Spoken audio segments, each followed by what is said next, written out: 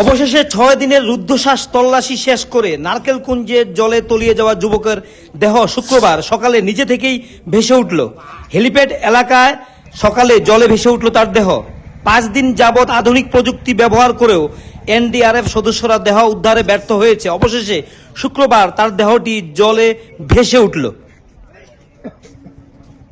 গত 4 তারিখ বিকালবেলা ছেলেটা আইছিল এখানে তার দাদুর সঙ্গে বড়ি বিক্রির জন্য, ফুল বড়ি বিক্রির জন্য এই নারকেলকুঞ্জ পিকনিক স্পটে। তো যেহেতু 4টার সময় পিকনিক বন্ধ হয়ে যায়, সেহেতু সে বাড়ি ফিরে যাইতেছিল তার দাদুর সঙ্গে নৌকা ঘুরে। তো নৌকা ঘুরে যাওয়ার সময় আমরা হেলিপ্যাড গ্রাউন্ডের কাছাকাছি আসার পরে সে তার অ্যাকচুয়ালি মৃগী রূপ ছিল। তো তার দাদুর নৌকার থেকে সে পড়ে যায় জলের মধ্যে।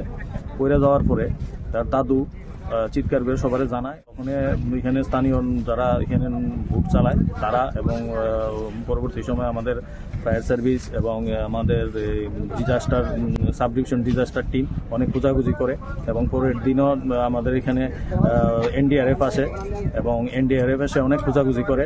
গতকাল পর্যন্ত অনেক খোঁজাখুঁজি করে, কিন্তু আজকে সকালবেলা ভোরবেলা তার এই যে দেহটা জলের মধ্যে ভাসমান অবস্থায় আমরা পাই। কটা দিকে পাওয়া গেছে? তো ভোর আনুমানিক, এটা তো ঠিক কইতে পারতেছি না, 5টার দিকে দেখছে যে ভাসমান অবস্থায় কিনারা পাওয়া গেছে। তো স্যার, এই যে কিছুক্ষণ আগে আপনি বললেন যে ছেলেটা একটু অসুস্থ আছে, তার কোনো সার্টিফিকেট? তার দাদু দেখাইছে আমাদের। কি সার্টিফিকেটে কি? এটা অ্যাকচুয়ালি তার মৃগী রোগ আছে, চিকিৎসাধীন আছে।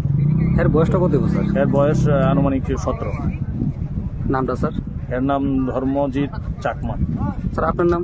আমার নাম এসআই সুজিত দেবনাথ। আপনার পিএস? আমি রসিয়াবাড়ি থানা।